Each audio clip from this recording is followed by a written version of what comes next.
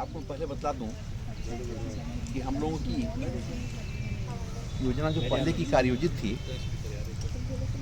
कि SDRF 31 PSC Rudrapur ये team हमारे बीच आई हुई है। आपदा काल में कैसे हम अपना बचाव करें, कैसे अपनी सुरक्षा करें, इस संदर्भ में इन्होंने आपको प्रशिक्षण देने का कार्यक्रम शुरू किया है। मैं विद्यालय परिवार की ओर से SDRF 31 PSC रुद्रपुर की पूरी टीम को विद्यालय परिवार की ओर से हार्दिक अभिनंदन करता हूं, उनका स्वागत करता हूं और मैं जोरदार तालियों के साथ में चाहता हूं कि आप इनका स्वागत करें। ताली बजाओ।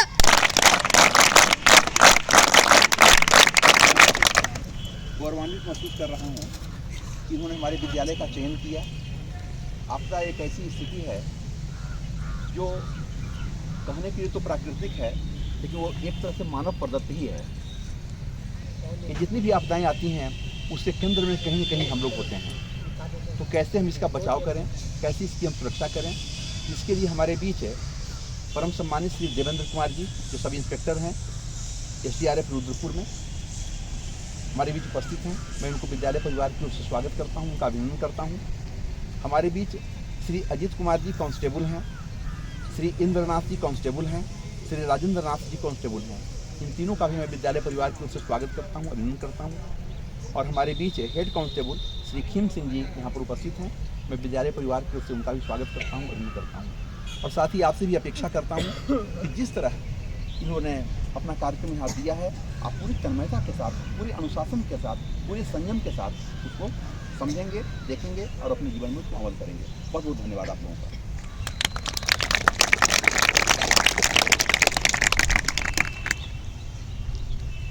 गुड मॉर्निंग बच्चों।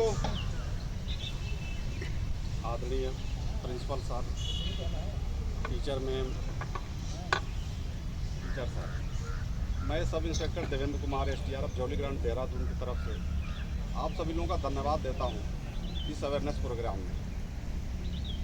बच्चों, SDRF के बारे में आप लोगों ने बहुत सुना होगा। इसका फुल फॉर्म पता है किसी को?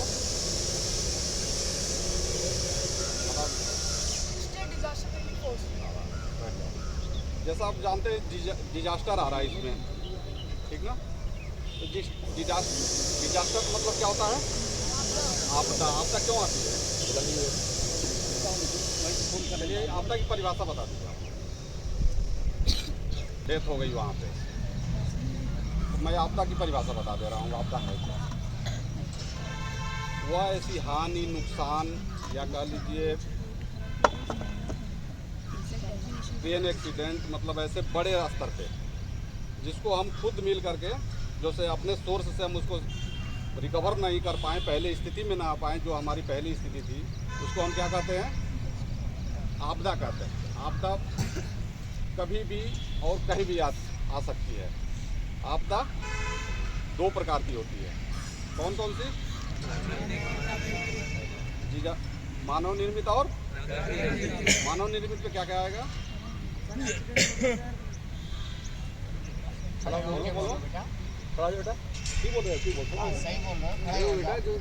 सर रेल हादसा हो गया सर, एक्सीडेंट हो गया, ये सर मानव निर्मित हो गया सर।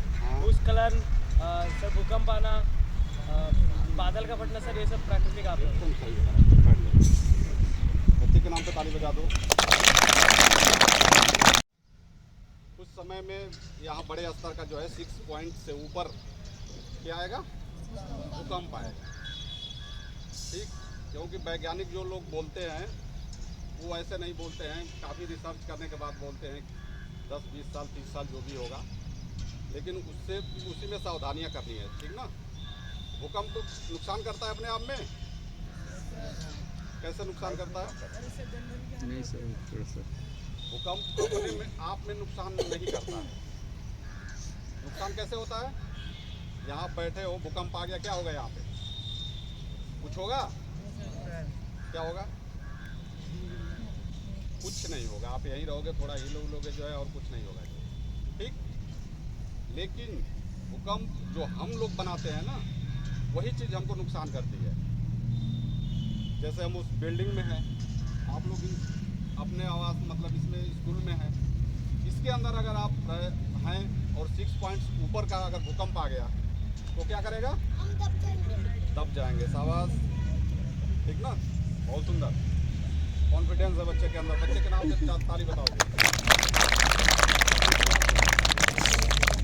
भूकंप की परिभाषा कितने प्रकार की होती है, और भूकंप के बारे में बताया था, और बाढ़ के बारे में बताया था। अच्छा ये बताइए, हमारा जो ये प्रदेश है, उत्तराखंड प्रदेश, ये कौन से जोन में आता है? कोई बता सकता है? जोन 4 और जोन 5 में आता है, ठीक है।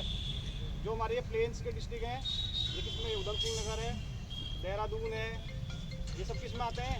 जो प्लेन के डिस्ट्रिक्ट है सारे जोन 4 में आते हैं। जोन 5 में जो आते हैं वो उत्तराखंड के मात्र 4 डिस्ट्रिक्ट आते हैं, एक पिथौरागढ़, बागेश्वर, और चमोली और रुद्रप्रयाग, ठीक है। जो भूकंप की दृष्टि से जोन 4 और जोन 5 में बांटे गए हैं। उधम सिंह नगर किस कौन से जोन में आता है? जोन 4 में आता है, ठीक है। अभी सर ने आपको बताया था भूकंप के बारे में। अच्छा ये जाएगा और उसे पीछे साइड से पकड़ना है, जो डूब रहा होगा। अगर आप उसको उसके सामने से पकड़ोगे हमेशा, तो क्या करेगा? आपको पकड़ लेगा और आपको भी डुबा देगा। और जब आपके हाथ लॉक हो जाएंगे, बाहर निकाल सकते हैं। अभी एक किस्सा सुनाता हूँ वहाँ का, भी हरिद्वार का कुंभ में, तो गंगा जी है नदी वहाँ पे, कितने को पता है? हाँ, चलो ठीक है। तो वहाँ पे क्या हुआ कि नदी के उस साइड एक आदमी डूब रहा था और हम इधर साइड थे, और जब तक हम उसके पास जाते तो वो आदमी क्या हो जाता? डूब जाता, और पानी का बहाव तेज है, वो बह भी जाता और पता भी नहीं चलता। तो वहीं वहाँ पर एक क्या था, एक डब्बे वाला था, एक उसके पास छोटे छोटे डब्बे थे, प्लास्टिक के खाली डब्बे बंद, तो डब्बा बेचने वाला था।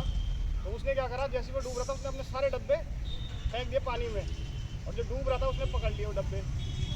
और जब तक हम पहुँचते तब तक उसने वो डब्बे पकड़े हुए थे, और फिर हम गए, उसे हमने किनारे लगा दिया। उस आदमी का दिमाग काम कर गया। तो ऐसे हम कुछ आपको टेक्निक बताएंगे, कुछ और इम्प्रोवाइज तरीके, जिससे आप लोगों को बचा सकते हैं। देखिए, बोतलें सबके घरों में होती है ना, ये 1-1 लीटर की बोतल है। हो सकता है आपके पास 2-2 लीटर की बोतल में, बहुत अच्छी बात है।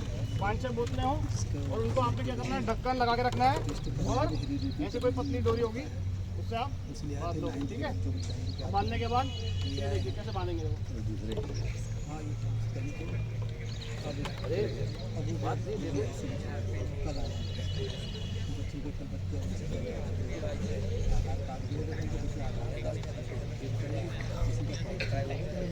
अगर 2 लीटर की बोतल है तो बहुत अच्छी बात है। 5 लीटर की डब्बो केन है, प्लास्टिक वाला होता है, अगर 3-4 केन है, ढक्कन लगा है, उन्हें भी आप इस तरीके से बांध सकते हैं।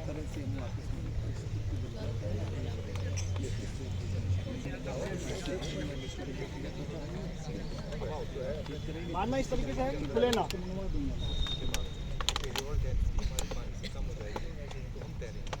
अब क्या होगा, जब पानी में जाएंगे तो आप क्या करेंगे, आराम से ऊपर तैर सकते हैं उस पानी में, ठीक है।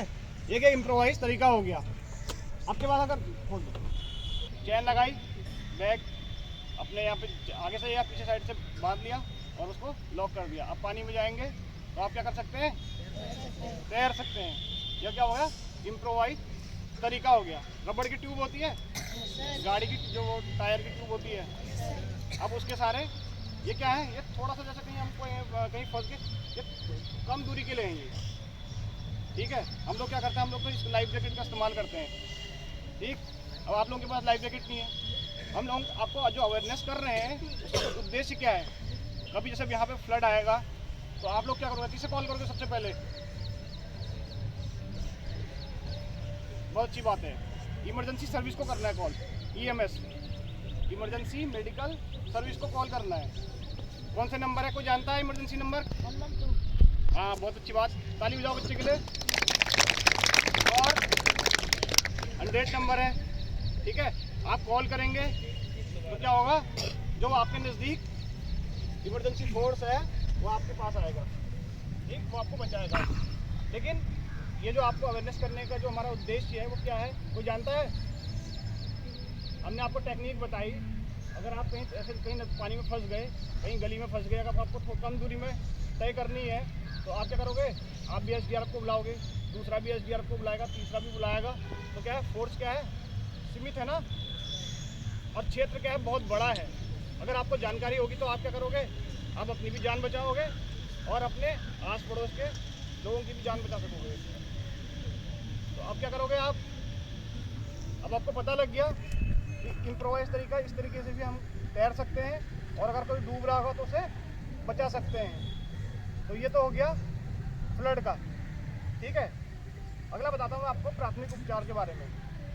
ये बताइए, अभी एक भैया ने बताया था कि यहाँ जो मानव निर्मित दुर्घटनाएं कौन कौन सी होती है? एक्सीडेंट। तो एक्सीडेंट में क्या होता है, गाड़ी गिर गई, कोई गाड़ी गिर गई तो उसमें क्या होगा, आदमी होंगे। तो सबसे ज़्यादा जो खतरा रहता है वो होता है ब्लड बहने से। अगर किसी का ब्लड बहुत ज़्यादा मात्रा में बह गया है तो उसकी जान बचाना क्या होगा, बहुत मुश्किल हो जाएगा, ठीक है। तो मैं आपको प्राथमिक उपचार के बारे में बता रहा हूँ, तो कोई बता सकता है प्राथमिक उपचार क्या है? कोई जानता है तो हाथ खड़ा करो। कोई जानता? जाने से पहले जो हम खुद को ट्रीट कर पाए उस चीज़। हाँ, बहुत अच्छा बताया भैया। ताली बजाओ। कोई रोगी या कोई घायल व्यक्ति है, उसको अस्पताल जाने से पूर्व हम लोग जो क्या करते हैं, प्राथमिक उपचार देते हैं। आवाज नहीं बेटा, ये और जो उसकी कंडीशन है ना, तू भी आंसर उसको हमने नहीं क्या दे करना है, स्थिर करना है। हमको डॉक्टर तो है नहीं, हमने उसकी जो कंडीशन है उसको स्थिर रखते हुए और क्या करना है, उसका ब्लड रोकना है, ठीक है। और उसको जल्दी से जल्दी क्या करता है, निकटतम अस्पताल या डॉक्टर के पास हमने पहुंचाना है। वही क्या है, प्राथमिक उपचार है, ठीक है। तो इसमें सबसे पहले है ब्लड रोकने का तरीका। कहीं कोई एक्सीडेंटल केस है, ब्लड बह रहा होगा, अगर आपने ब्लड को रोक दिया उसकी जान बच सकती है। अधिकतर केसों में क्या होता है कि कहीं एक्सीडेंटल केस होते हैं और ब्लड बहुत ज़्यादा मात्रा में बह जाता है, तो क्या होता है, बहुत नुकसान हो जाता है, बचने की संभावना कम हो जाती है, ठीक। तो जो हमने ब्लड रोकने का जो तरीका है, तो जो पहला तरीका है वो है डायरेक्ट प्रेशर। आ जाओ, कोई एक लड़का आ जाओ, आयो शर्माना नहीं है।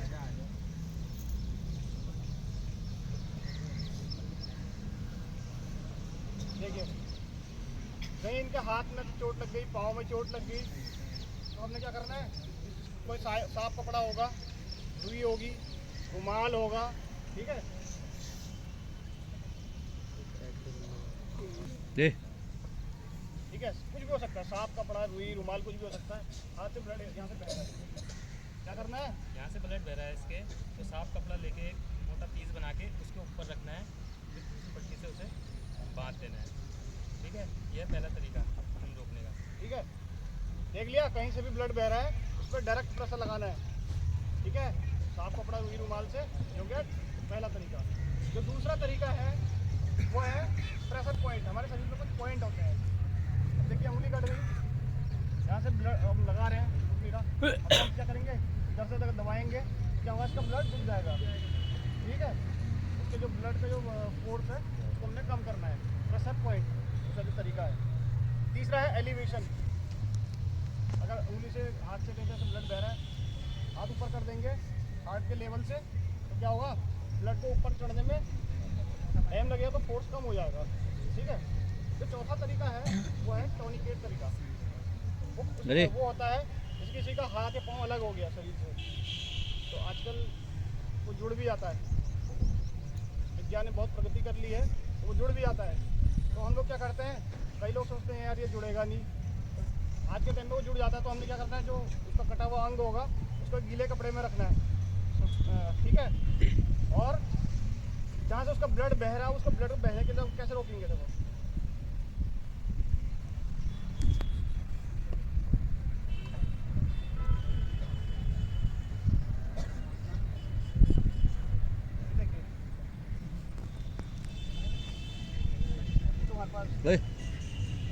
आपके पास हो सकता है कोई डोरी हो, पट्टी हो, कोई कपड़ा हो, इस तरीके से